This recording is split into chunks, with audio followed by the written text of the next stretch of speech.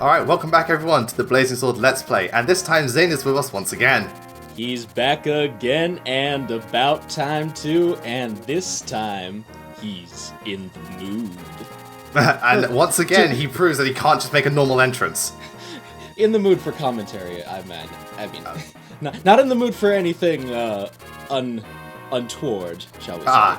Interesting. Yes, well, it's a good thing you are in the mood for commentary, because now that we've made our way to the Dread Isle, this is where shit starts getting real. And we're actually using Discord to communicate this time, because I downloaded the app onto my computer instead of using it in my browser like a fucking moron. No, we all fall for that trap. It's like the same people who use Steam via the internet. No, you just download the Steam app. I know. Well, I don't think I actually I got the Steam app on my computer. I didn't actually bother trying to use it through an internet browser, but that's neither here nor there. So anyways, we have Nergal, we have Eliwood's father, whose name I can't remember. And, Elbert. And Darius, is it? Darren. Yeah, well, it might be because something I've noticed, the names changed in this version. You know Burn is called, like, Byron. Really? Yeah, it's weird. It's spelled B-R-I-A-N. It's like, instead of Burn, it's like, but I've been playing Binding Blade and it's Burn. I didn't notice that when I was playing. It might be a European thing. It probably is a European thing, because I'm pretty sure it was Burn when I played it in this game.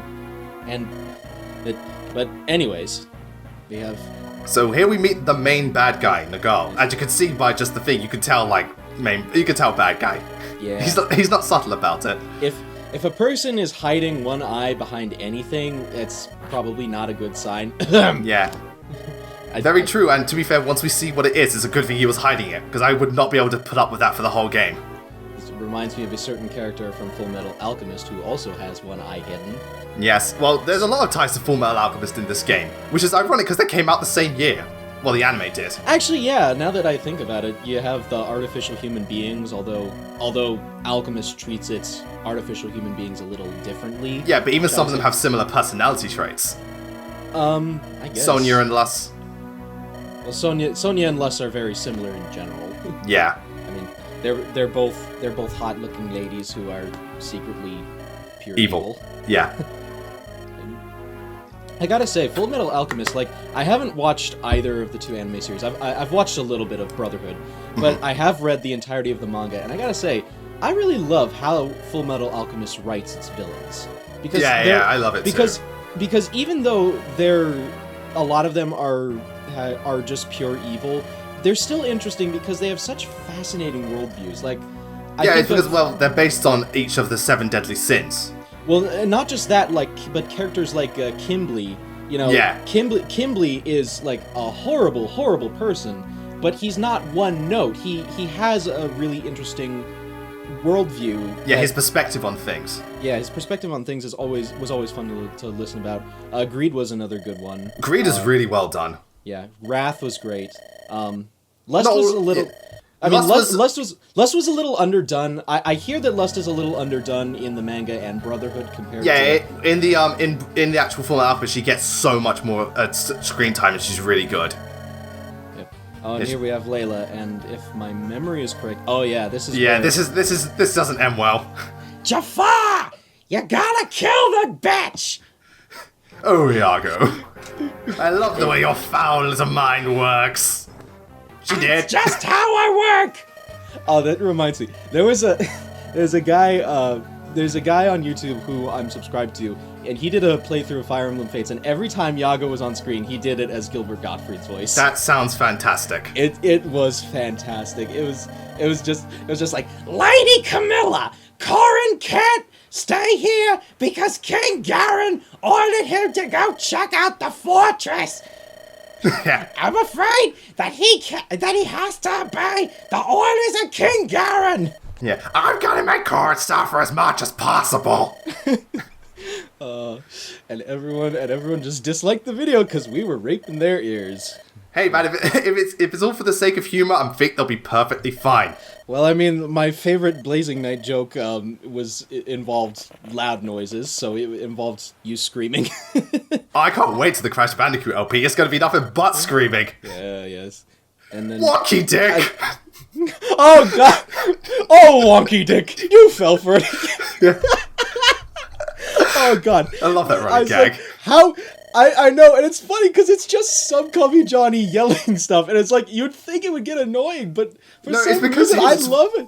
It's like everyone says, he has a very calm voice, so hearing him yell is quite, like, you don't expect it, but it's funny. It's like every time in his reviews when, like, slicers or enemies similar to slicers show up, and he's like, "Oh, fuck you, you slicer bitches!" Or one of my favorite ones, Sonic 06, Rock Launch! Wait, oh, I don't remember that. Oh, it's so funny. Or like with the Hammer Bros. Oh yeah, Hammer Bros. Oh, or the entirety of his Ghosts and Goblins review. Oh, his Ghosts and Goblins one, yeah. Or his Ghosts and Goblins review. Those, I love those ones because like I'm not usually a fan of critics just getting angry about stuff unless it's like justified by either because he's talking about the bullshit game design. Well, if it's justified by the piece of like whatever they're reviewing being morally reprehensible or just really, really bad, then I understand. But like, there's something just really funny about some Call Me Johnny yelling about the lost levels. I love it. Just and the he needed that censor thing. Yeah. Oh yeah, that too. And here we get Uhai. Another Nomad. One of the more interesting bosses because he does have like he does stick to his Sakaean lineage. He's not just like I'm a dickhead. Yeah. Well, here's the and it's a little weird because he's not on for very long. Like this is the only chapter where he appears, and he has like no development beyond that. But he still leaves something of an impression because he's not of the. Because of what? Yeah, it's not about how much screen time he has. It's what he does with his screen time. Insert Ridley joke here. Yeah. Also, the fact that for this stage of the game, it's actually quite the challenging boss. Well, this map is challenging in general because it's Fog of War. I really like this map. It's a fairly tame Fog of War map. It's still Fog of War. So yeah, I think what helps in this regard is how open it is for a Fog of War map. Like there's various pathways you can go around the chapter. There's quite a bit of shrubbery to shroud yourself and so on. And even then, like I think you're obligated to use Matthew in this one. I don't think so. I don't remember. But even then, I think the enemies are better spread out on this map. Yeah, generally with Fog of War, because I remember like chapter 6 of Sacred Stones. I was playing that today. Yeah, no, it was that's a map where the enemies, it's Fog of War, and the enemies are also bunched together a lot, especially at the front. Yeah. Yeah, so anytime you move in that map and you get in the wrong position, they just dogpile you, and that's how you don't do Fog of War maps. Very true. Well, to be fair, 90% of Fog of War maps and Fire Emblem suck. It's one series tradition that just doesn't work. And Dart is a member of the Suicide Squad. Yes, he is, with his shifty eyes. Alright. So anyway, with the new unit, let's talk about Dart. Dart is kind of like, he's got good HP and good strength. I think his speed is pretty good too, if I can remember. So he's quite the hard hitter, but everything else he kind of lacks in bad luck, bad skill, not too great defense. So he's more of just the hard-hitting axe user. He's a fine choice, but then you consider you have Hector, and also you have, what's his name, Hawkeye later, who's just makes for a much better Berserker. But he's still a fine choice. I don't know, the debate between Hawkeye and Dart, I've seen most people tend to favor Dart, but I don't know, I didn't really use any other hacks users. Hacks users? Well, they hack the game? Well, that would explain why Hector's so OP. I know, I was just about to say, I mean, it explains a lot about Hector. He's not an axe lord, he's a hacks lord. Is Ha 1 too? Yes, he is very much. And Jill too, to a slightly lesser extent. Well, although Jill needs... Yeah. Jill's more of a Lance user in Path of Radiance. She's not... she becomes a Hacks user in Radiant Dawn. Well, Jill, it's more of a case of, with enough training, she becomes disgusting. Hars just starts disgusting. Yeah. Because, oh my god, my most recent run, I don't know what it is about Jill, but she surpassed Har in everything that wasn't strength. I mean, defense. She surpassed everything. Really? I was like, fucking hell. Yeah, my Jill was disgusting. I've never had a playthrough where that happened. I mean, Jill... The problem I have with Jill and why I think Har is a little better is because while Jill can potentially be better than him, I find that more often than not she gets just a teensy bit strength screwed. Like, not enough to... Yeah, that's true, but not that's enough why... To, yeah, sorry. Not enough to hamper her performance, but enough that I notice and that I'm usually a little bit more comfortable with using her. That's true, because I was the same, but what I did for this run, as soon as I got her, I had energy drops, so she had +2 to her strength. Now, because of that, I noticed she was strong enough to one-round everyone, because she was also fast enough to double them, so she would kill Pegasus Knight straight up, she would kill a lot of units just straight away. Yeah. Well, that's the thing about Jill, is that she takes time, because when you get her, she's just a little bit underpowered where she can't quite get kills, but once she does start getting kills, she never really stops. But she starts, all of her other stats starting out pretty damn good. Like, she starts out doubling people, which in Radiant Dawn is a godsend. Yeah, no. There's one thing I've learned from Radiant Dawn, it's that HP and speed are like the most valuable stats in that game. Yeah, pretty much. Especially because the enemies have obnoxious amounts of HP. Yeah. And the other thing is, there's another unit we get in this chapter. We'll get Fiora. Fiora. Yeah. And then we'll press on and on and on.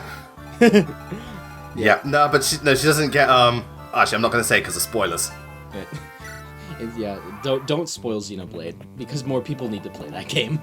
Yeah, well, some people did say, like, in the video I did spoil a bit of the footage, but I purposely made sure I didn't spoil the final boss, because that's the biggest twist I find. Well, you didn't even mention the thing that happened to Fiora early game that, like, you didn't specifically I didn't want to tell them. You didn't specifically mention the thing that motivated Shulk and Rhine to leave Colony 9, which confused the fuck out of me. Well, I mean, it was a very good video overall, but and I really liked it, especially because Xenoblade is in my top 3 games of all time. It's funny because I've only played it through once. But sometimes once is all you need. Yeah, sometimes once is all you need, and I do want to play it through again. It's just that console gaming is kind of a iffy thing for me because of, you know, I'm just generally busier nowadays. Yeah, so you'd rather be on the go, which is why you love your Switch. Yeah, that's why and I was gonna say I got a Switch recently, and I gotta tell you, I am loving the fuck out of it, because it's a console that you can take with you, and it may not technically be a new concept because the PS Vita has technically done something similar. Yeah. But I still really enjoy using it because of that portable aspect, and because it is so similar to a handheld console and in its functionality. That's good. Yeah. Well, I pretty much I'm getting a Switch next month because Warriors comes out, and I'm getting that. But with the 3DS, I love that console so much because it's essentially console quality gaming on a handheld, and the Switch is like the full version of that. Well, here's the thing about 3DS. It has console quality graphics to some extent, but the games are still very much handheld type games that are sort of some of them, yes, but I'd argue some others are more console heavy, like Resident Evil Revelations, Ocarina of Time 3D, which a lot of the Zelda games, not Fire Emblem or Pokemon, kind of like also Kid Icarus maybe, because that's quite the epic 3DS game. Kid Icarus. Well, I haven't played Uprising actually, which is kind of sad, I know, because it's a fun game. It's a fun game from what I've heard, outside of the control being a little weird, but... The control is weird, but also it's one of the main reasons that Sakurai sometimes annoyed me. He can be so anal. Because he purposely made it so that you couldn't use the Circle Pad Pro, you were forced to use the touchscreen. I was like, that's kind of dickish. Yeah, it's kind of stupid. And Dart is getting his ass handed to him. And Dart's getting doubled, that's not good. It's not good at all. It's never good for pirates to be doubled, even if they do happen to be... It's never good for any unit to be doubled, unless you're a knight, because then it kind of makes sense. Even then, half the time you don't take the damage, unless it's a magic unit. Yeah. Anyways. But as I was saying with the Switch, I also, Breath of the Wild is... Oh shit, Dart's gonna need to dodge this. Good. I just noticed that out of the corner of my eyes. I was so like, oh fuck. When I was recording this, like, oh thank god he dodged. And somehow, no, he took Lynn's dodge, that's why she got hit. Lynn, I need to borrow your dodge for a minute. With a less than 30% chance, that's Binding Blade. Yeah. It's Binding Blade and Blazing Sword, and now the world doesn't make sense. Except for some... Well, some people have been saying that Binding Blade and Blazing Sword have the exact same RNG. Apparently they do, though. I've never had the level of bullshit Binding Blade has given me. Never. I honestly, like, I can't really tell between Fire Emblem RNGs all that much, with some exceptions. Like, I know that, I feel like the GBAs, here's the thing I've noticed, the GBA Fire Emblems tend to, enemies tend to generally just have lower hit percentages for everything. True, like, if you play Path of Radiance and Radiant Dawn, the hit percentage is generally higher. The hit percentages for enemies are generally just a little bit higher. With something like Fates, and Awakening to a slightly smaller extent, the enemies generally had, like, even with Fates, I was noticing enemies having, like, about 50 or so percentage to hit when I had an advantage against them, whereas in the GBA games, it's about 30. It's about like low 40s or to 30s generally. Yeah, very true. With the same thing of competently leveled units versus enemies of around the same level. And Echo's everything is 80.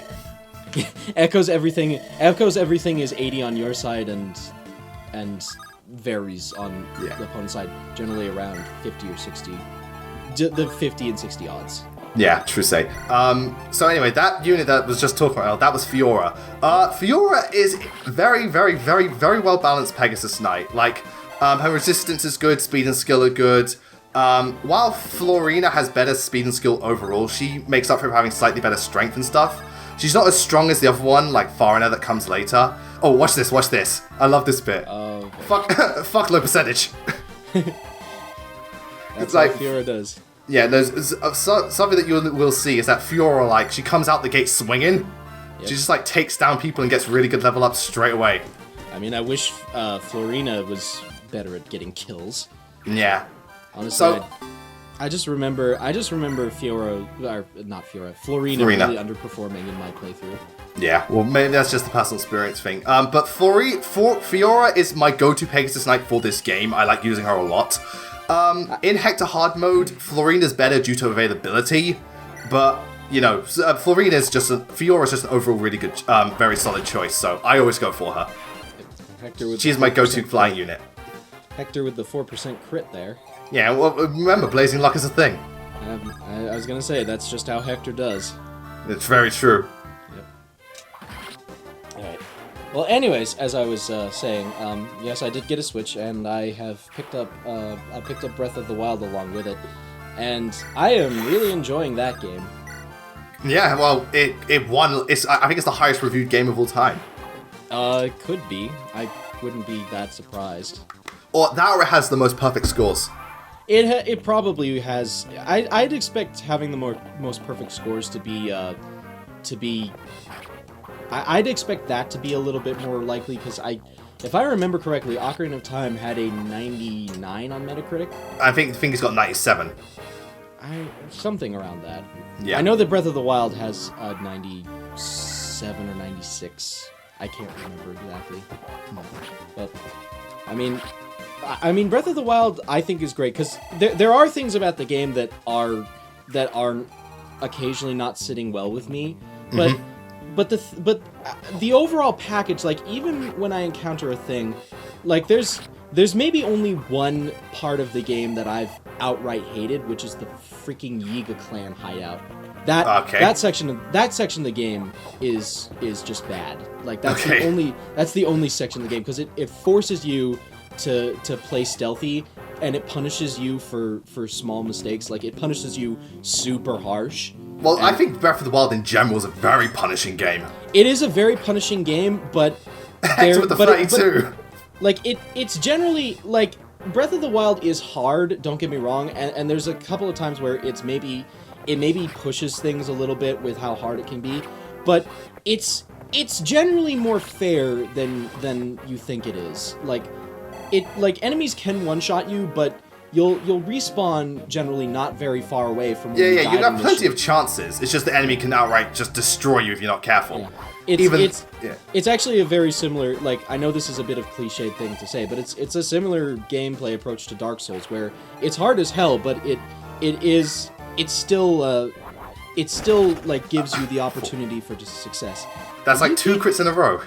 The blazing luck, man. I know, indeed. I see what you mean by Dark Souls, but I've only played the Bloodborne version of that series. But the Breath of the Wild, it's a bit different. It's more a case of just try not to get hit at all and whittle down the enemies. Whereas with Bloodborne, it's a case of you can kill the enemies really quick, but they can kill you just as quickly. Okay. Because you can't kill people quickly in Breath of the Wild. I am sorry. Especially against that fucking centaur. Lino. They take ages to die. I mean, if you have low-level weapons, they do. Because they go down a little bit quicker if you have better gear.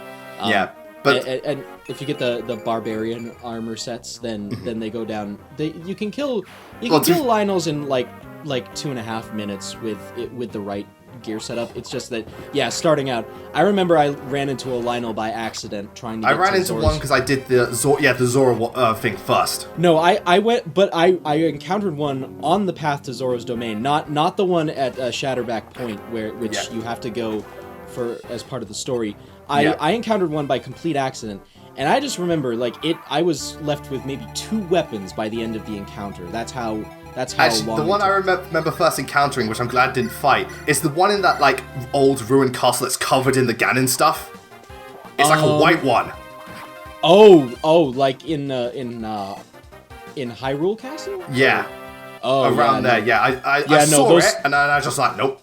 Yeah, those things are like some of the strongest in the game. Yeah. And the thing with Breath of the Wild is that enemies that have a lot of health can potentially be kind of annoying if you especially early on when you don't have a lot of good gear, but as you get more gear, it becomes a little bit easier. Yeah, well, I think, I remember Johnny did say this about the game. It's so open that it's very much the experience is very much up to you. It can be horrible, but it can be amazing. It's pretty much down to you. And that's the thing I really like about Breath of the Wild, is that it allows you to take in everything at your own pace. And you keep getting 4% crits! Same as the man. What is it with 4% being the magic number for you, specifically? Maybe it's the game telling me, go and finish fucking Fire Emblem 4 already. Yeah, I mean, you haven't finished Genealogy yet?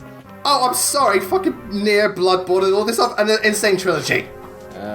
Yeah, okay, I guess that's fair. Plus other work I've had to do, I've been on holiday, there's been a lot of stuff going on, and also, Fire Emblem 4 just exhausts me. Yeah, I can imagine Fire Emblem 4 being, having some really stupid shit in it. It's not a case of really stupid shit, it's the chapters can take up to 2 to 3 hours. Well, that too. I can pause the game and take breaks, it's just a case of, There's a part of me that thinks that if I were to play Genealogy, I would probably kind of hate it. Well, honestly,